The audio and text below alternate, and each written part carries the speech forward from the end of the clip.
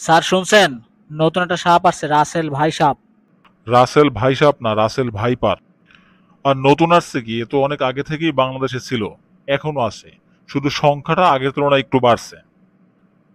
Sir আপনি জানেন না, এই সাপ মানুষ দেখলে দূর থেকে তেড়ে এসে কামড়ায়। আরে না, এটা অত্যন্ত শান্ত প্রকৃতির একটা সাপ। এরা নড়াচড়া খুব কম করে, অলস প্রকৃতির সাপ।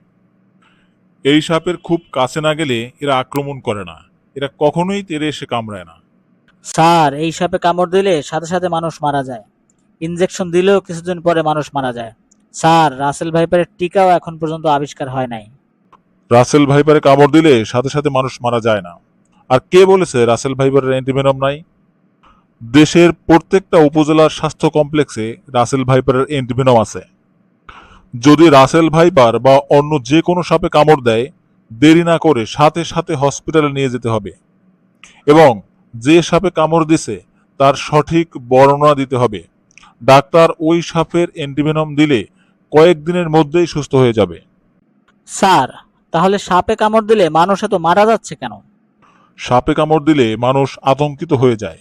বিষের বিষক্রিয়া শুরু হওয়ার আগেই মানুষ হার্ট অ্যাটাক করে মারা যায়।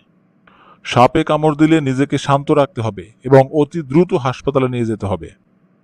মানুষ যদি একটু সচেতন হয় তাহলে সাপের কামড় থেকে নিজেকে রক্ষা করতে পারে এবং সাপে কামড় দিলেও যথাযথ ব্যবস্থার মাধ্যমে নিজেকে পুরোপুরি সুস্থ রাখতে পারে।